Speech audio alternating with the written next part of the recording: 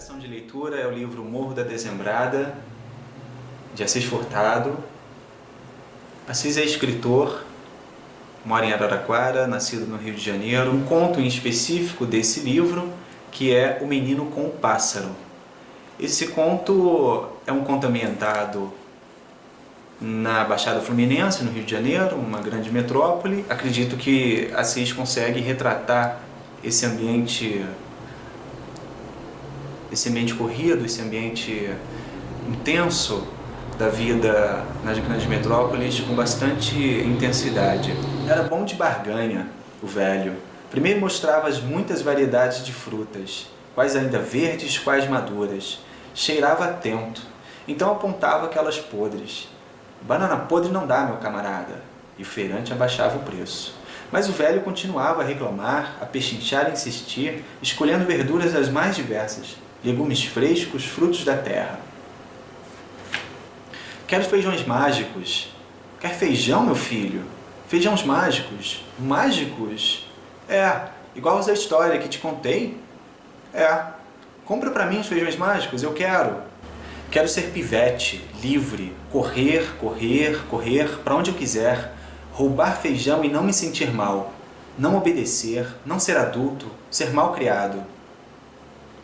Centenas de passarinhos coloridos, acotovelados, espremidos nas caixinhas, enjauladinhos, em exposição maravilhosa, coleirinho, curió, azulão, passo preto, sabiá. Qual é aquele? Aquele é o pintacilgo do reino. Gostou dele, foi? Os olhos vivos, o canto extenso, diferente, cheio de conteúdo. A mulher pegou o filho e o sentou sobre suas pernas. Olha, mãe, meu avô me deu esse passarinho. Ela sorriu discretamente sobre os olhos graves. Ele te levou lá? Te mostrou como é o mundo? Foi, eu vi o moço morrer. Ele chamou a mãe dele. O sorriso dissipou. A senhora também merece morrer? A mulher não respondeu de imediato. Respirou fundo.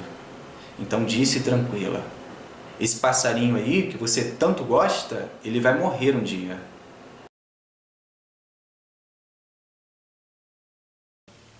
A minha dica, As Boas Mulheres da China, Xin Han. Xin Han é uma jornalista chinesa que tinha um programa de rádio e que entre os anos de 89 a 97 ela faz uma coletânea das cartas que ela recebeu das ouvintes da rádio e quando ela vai para Londres, depois disso, ela escreve o livro. Através desse programa de rádio que ela tinha, ela conseguia dar voz às mulheres. O objetivo do programa era ajudar que as mulheres chinesas conseguissem desabafar, conseguissem falar das suas mazelas, das suas necessidades, das suas angústias e de toda a pressão que foi viver aquele momento da China, que era um momento de abertura. Numa parte do livro ela fala que as crianças e mulheres chinesas pagaram essa conta, né? Então é um livro, uma leitura deliciosa que nos faz refletir sobre o nosso contexto atual, conhecer a realidade do outro, o olhar do outro para o mundo, para a gente refletir a respeito da nossa vida e de tantas questões. É uma leitura deliciosa. Em meio a grande pilha de cartas, uma me chamou a atenção imediatamente. O envelope tinha sido feito com a capa de um livro e havia uma pena de galinha grudada nele. Segundo uma tradição chinesa, uma pena de galinha é sinal de pedido de socorro urgente. A carta vinha de um garoto e tinha sido mandada de uma aldeia a cerca de 250 quilômetros de Nanquim. Respeitada Xin Han, ouço todos os seus programas. Todo mundo na nossa aldeia gosta deles. Mas não estou escrevendo para lhe dizer como o seu programa é bom. Estou escrevendo para lhe contar um segredo. Não é bem um segredo porque todo mundo na aldeia sabe. Há um homem velho e aleijado aqui, de 60 anos, que comprou uma esposa recentemente. Ela parece muito nova, Acho que foi raptada. Acontece muito disso por aqui, mas muitas das garotas conseguem fugir mais tarde. O velho está com medo de que a mulher fuja, por isso amarrou-a com uma grossa corrente de ferro. A cintura dela está em carne viva por causa do peso da corrente. O sangue escoa pela roupa. Acho que ela vai morrer. Salve-a, por favor. Não mencione esta carta no rádio de modo algum. Se os moradores da aldeia descobrirem, expulsam a minha família daqui. Que o seu programa fique cada vez melhor. Seu ouvinte leal, Zhang Xiaoshuan. Bom, eu estou lendo no momento a poesia completa do poeta pernambucano Sebastião Chua Leite. Essa edição, agora da poesia completa do Sebastião, ela foi relançada pela Cosac Naif, em parceria com a CEP, uma editora de Pernambuco, agora em 2016. Aqui você, portanto, contém a poesia completa do grande poeta e crítico e o grande tradutor, tradutor de Alice no País das Maravilhas, Alice através dos espelhos. A poesia do Sebastião é uma poesia dentro dessa linhagem contemporânea muito interessante. É um poeta que trabalha numa linha coloquial, irônica, a cultura mais erudita, a cultura pop, a cultura de massa, e ele trabalha com esses registros culturais sem fazer distinção de fronteiras. Então é um poeta também bastante irônico, bastante mordaz e crítico nas suas colocações, e ao mesmo tempo é um poeta que traz uma crítica da realidade de forma muito contundente e ácida. Questões de método. Carta a Regis Bonvicino. Um monte de cadáveres em El Salvador no fundo da foto. Carros e ônibus indiferentes. Será isso a realidade? Degolas na América Central. Presuntos desovados na Baixada. As teorias do State Department, uma nova linha de Tordesilhas. Qual a linha divisória do real e do não real? Questão de método. A realidade é igual ao real? O Homem dos Lobos foi real? O Panopticon, o que é mais real? A leitura do jornal ou as aventuras de Indiana Jones? O monólogo do Pentágono ou Orson Welles atirando contra os espelhos?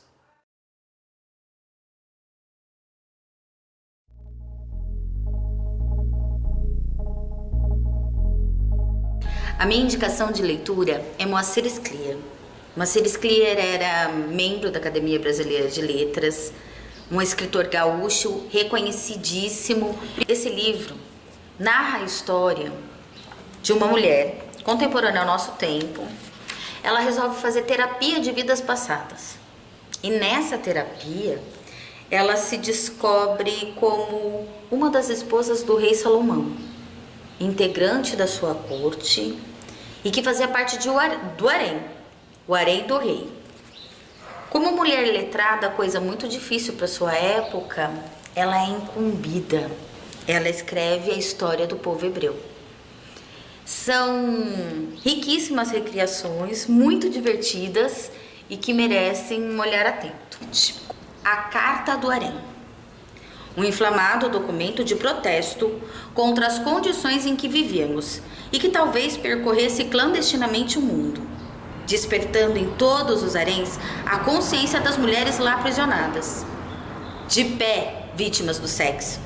Seria o grito de revolta que ecoaria de norte ao sul, de leste a oeste, que repercutiria nos ouvidos de todos os governantes. Muitas mulheres nem sabiam viver em liberdade, mas pelo menos estabelecer uma pauta de direitos.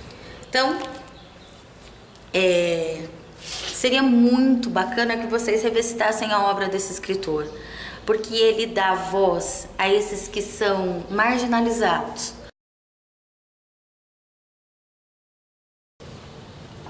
Palavrório. Ao meio-dia, teu discurso não sacia essa dor que me consome. Nem tua política, tua democracia, nem ao menos 3 vezes ao dia tua benevolência reconhecida, palavra que tu pronuncias não pode me saciar. Ao meio-dia, aquilo que me sacia é a matéria em tuas palavras, que só se encontram no papel quando as põe, porém. Minhas palavras sim te sustentam, seguem te dando vida para dizeres palavras vazias. A vida me exige um dizer imediato, pragmático. Não passam disso minhas palavras. Trabalhando, provejo tuas palavras, tua metafísica, descoladas do que fazes. Ao meio-dia, teu discurso no meu prato quero, tuas metáforas de sobremesa quero, teus estrangeirismos no meu copo quero, minhas 5 bocas cheias ao meio-dia. Mas quero mais do que isso, a metafísica da qual te esbanjas quero, as expressões e excertos que te levam aqui e acolá também. E desse vai e vem, as onomatopeias e ideias quero, que te enchem o espírito também. Mas vou além, também o ócio quero, para fazer diferente do que fazes e pôr à mesa e no espírito de tantos outros a matéria idealizada. Não sou movido a vento, tampouco escrevo sem o mínimo de ideias, só quero aquilo que é meu, o direito à vida dignamente humana. Isaac Coelho é um poeta natural de Américo Brasiliense, interior de São Paulo. É formado em pedagogia, escreve prosa e verso. E ele lançou 5 poemas em conjunto com este, Palavrório, na antologia do curso de produção literária. Eu recomendo os poemas do Isaac porque eu vejo nessa poesia uma expressividade, uma autenticidade, uma sinceridade muito forte que fala com a nossa vida cotidiana. Ele tem uma visão sobre as questões sociais, as questões comportamentais contemporâneas, que ele sabe colocar isso em versos muito bem. Então, a minha recomendação, entre outros autores que participam desta antologia, né,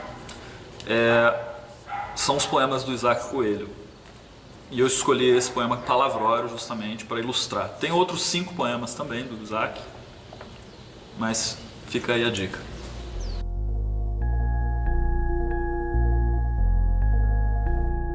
Uma das coisas que eu gosto de ler são microcontos, contos em geral.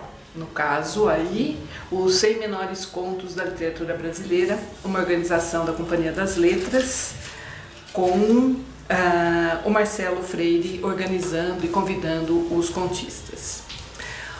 Os contos são uma leitura fascinante, não foram muito valorizados ao longo da história, muito mais o romance, mas a gente tem contistas maravilhosos, como Borges, como Machado, Guimarães Rosa, e no caso, esse que é a linha contemporânea dos contos, cuja proposta é fazer uma narrativa em no máximo 50 palavras. São fascinantes, curtos e muito objetivos. É uma história, uma escola de criação de narrativas curtas, que vem desde lá de trás de Roma. Ali deitada, divagou. Se fosse eu, teria escolhido Lírios. Adriana Falcão. Crepuscular. Pegou o chapéu, embrulhou o sol, então nunca mais amanheceu. Menalton Braff. Fumaça. Olhou a casa, o ipê florido, tudo para ela. Suspendeu a mala e foi. Ronaldo Correia de Brito. Boa leitura. Eu estou lendo As Brumas de Avalon, de Marion Zimmer Bradley. Eu estou lendo o 2º volume de 4 e ele conta a história do mito do rei Arthur sob o ponto de vista das mulheres. Deixa muito em evidência a religião de Avalon, que era mística do poder da natureza, que vai contra a religião católica da Bretanha da época. Deixa também em evidência a força das mulheres enquanto seres e a força delas nas decisões tomadas no rumo da história. Viviane ficou sozinha em casa, olhando para a parede e refletindo sobre as palavras enigmáticas de Niniane. De repente, levantou-se e subiu a trilha silenciosa para olhar novamente as águas imóveis, cinzentas como o céu pesado. Pareceu-lhe por um momento que alguma coisa movia-se ali, e ela murmurou: Morgana? Olhou fixamente para as profundezas silenciosas do poço, mas o rosto que a fitava de volta não era o de Morgana. Era imóvel, indiferente como o da própria deusa, coroada com simples juncos.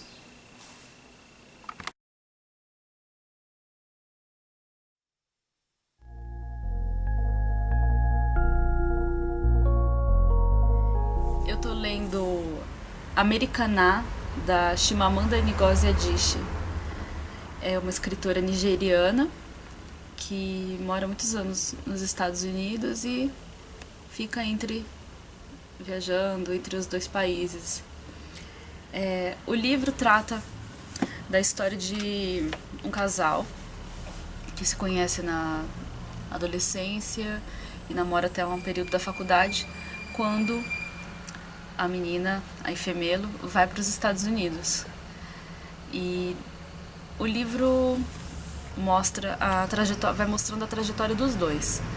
É mais focado na história dela, mas mostra também as duas acontecendo separadamente, né? Fala da Nigéria, contexto social e político, e também das vivências de cada um deles como imigrantes negros nesses dois países. Ela vai voltar uma tremenda americaná, que nem a Bise, disse Rani Nudo. Todas urraram de rir com a palavra americaná, enfestoada de alegria com a quinta sílaba estendida. E ao pensar em Bise, uma menina um ano abaixo delas, que voltara de uma breve viagem aos Estados Unidos com estranhas afetações, fingindo que não entendia mais Yorubá e acrescentando um R arrastado a todas as palavras em inglês que falava. Mas Ginica, sério, daria tudo para ser você agora, disse Pri. Não entendo por que você não quer ir, sempre vai poder voltar se quiser. O outro trecho é do blog que mais tarde, morando nos Estados Unidos e depois de formada, a Ifemelo vai escrever. Vai ser um blog sobre o cotidiano e o racismo que ela encontra no dia a dia, em várias situações. Ofertas de emprego nos Estados Unidos, a principal maneira nacional de decidir quem é racista. Nos Estados Unidos o racismo existe, mas os racistas desaparecem. Os racistas pertencem ao passado. Os racistas são os brancos malvados de lábios finos que aparecem nos filmes sobre a era dos direitos civis. Esta é a questão. A maneira como o racismo se manifesta mudou, mas a linguagem não. Então, se você nunca linchou alguém, não pode ser chamado de racista. Se não for um monstro sugador de sangue, não pode ser chamado de racista. Alguém tem que poder dizer que racistas não são monstros. São pessoas com famílias que as amam, pessoas normais que pagam impostos. Alguém tem de ter a função de decidir quem é racista e quem não é. Ou talvez esteja na hora de esquecer a palavra racista, encontrar uma nova. Como síndrome do distúrbio racial. E podemos ter categorias diferentes para quem sofre dessa síndrome. Leve, mediana e aguda. Essa é Chimamanda Ngozi Adichie, autora de Americaná.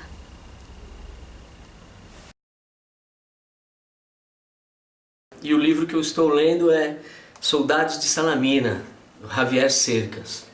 É um livro de literatura espanhola contemporânea. E esse livro trata um pouco da história da Guerra Civil Espanhola, mas numa perspectiva contemporânea, do que essa guerra gerou e quais são as feridas e os sentimentos que essa guerra tem até hoje na Espanha e naqueles que sobreviveram, nos seus descendentes. A história trata do personagem principal, que é um escritor, um poeta, o Rafael Sanches Massa. E ele vai se tornar um dos ideólogos do fascismo, não é? Ele vai ser um daqueles que vai construir a ideologia fascista na Espanha. E começa contando a história desse escritor, desse jovem, no período onde o Franco já estava se rebelando e o fascismo começou a se construir como uma ideologia importante no território espanhol. Só que tem um caso muito interessante. Num determinado momento, ele foge para um território perto de Barcelona e ele é capturado, ele é preso por um esquadrão por soldados comunistas de esquerda. E ele é levado ao paredão, ao fuzilamento. Mas ele escapa desse fuzilamento, ele sobrevive. Esse é um fato real, um fato histórico que aconteceu. E o Javier Cercas aproveita essa história, vai buscar essa história, vai contar como ele escreveu esse livro. E num determinado momento, quando ele escapa do fuzilamento, ele cai numa vala, um dos soldados de esquerda encontra ele caído naquela vala e decide não matá-lo. Diz para ele, olha, você pode ir embora, tá tudo bem, vai embora. E a partir desse fato, desse encontro de dois soldados inimigos, em que um preserva a vida do outro, ele vai desenvolver todo o romance e vai falar o que é a questão do radicalismo ideológico, mas a questão do ser humano, do olhar no outro, do olhar no olho do outro e perceber que aquele é um ser humano igual a você. E ele vai desenvolver todo o romance a partir desse acontecimento. Foi no verano de 94, hace ahora más de 6 años, cuando oí hablar por primera vez del fusilamiento de Rafael Sánchez Mazas. Hasta el final, un final en el que un viejo periodista fracasado y feliz fuma y bebe whisky en un vagón restaurante de un tren nocturno que viaja por la campiña francesa entre gente que cena y es feliz, y camareros con pajarita negra, mientras piensa en un hombre acabado que tuvo el coraje y el instinto de la virtud y por eso no se equivocó nunca, o no se equivocó en el único momento en que de veras importaba no equivocarse. Piensa en un hombre que fue limpio y valiente y puro en lo puro y en el libro hipotético que lo resucitará cuando esté muerto. Y entonces el periodista mira su reflejo, entristecido y viejo, en el ventanal que lame la noche hasta que lentamente el reflejo se disuelve y en la ventana aparece un desierto interminable y ardiente y un soldado solo, llevando la bandera de un país que no es su país, de un país que es todos los países y que solo existe porque ese soldado levanta su bandera abolida, joven, desarrapado, polvoriento y anónimo, infinitamente minúsculo en aquel mar llameante de arena infinita, caminando hacia adelante bajo el sol negro del ventanal, sin saber muy bien hacia dónde va, ni con quién va, ni por qué va, sin importarle mucho siempre que sea hacia adelante, hacia adelante, hacia adelante, siempre delante.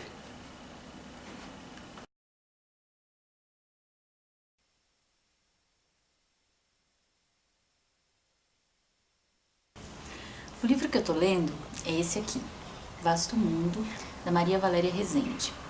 Essa autora ficou muito conhecida recentemente porque ganhou o Prêmio Jabuti em 2015 com o romance 40 Dias. Este aqui, que é o seu primeiro livro, sua primeira publicação, é um livro de contos e são breves narrativas, todas elas interligadas. Todos os personagens são habitantes de um lugarejo fictício chamado Vila de Farinhada, que fica no Nordeste. E o que eu acho bem interessante, que me chamou bastante atenção, é o fato de que o narrador da história é, na verdade, o chão, a terra pisada por esses habitantes desse lugar. E eu vou ler um trechinho do início do livro, a abertura do livro, cujo título é A Voz do Chão 1. Tem uma epígrafe, que é a seguinte: tantos pisam este chão que ele talvez um dia se humanize. Carlos Drummond de Andrade. Eu os conheço a todos, reconheço-os pelas pisadas e por elas sei de seus humores, de seus sentimentos, de suas urgências, preguiças, de seu contentamento ou aflição. Sei de sua grandeza e mesquinhez. Leio seus passos quando apenas roçam minhas lajes em corridas alegres de pés pequenos ou quando me oprimem com o peso de vidas inteiras. Foi seu tropel incessante que me despertou do meu sono de pedra. Só eu os conheço a todos, porque só eu estou sempre neles, como eles estão em mim. Eles me criaram e agora eu os crio. Quero-os como são, porque quando eles deixarem de ser, tão pouco eu serei. Não os posso fazer como eu os quisera, sempre formosos, felizes, generosos e livres. Mas como mãe os crio, tais quais me vieram, acolho-os. Sou seu chão, vejo tudo e não os julgo. Sei apenas que são humanos e me comovem. Pela linguagem de seus pés, vou desenleando suas histórias uma a uma. Vivem eles mesmos a vida toda a narrar-se, passado, presente e futuro. Meus ouvidos de terra, pedra e cal ouvem e aprendo. Creio ter compreendido que nisto consiste o serem humanos, em poderem ser narrados, cada um deles, com uma história.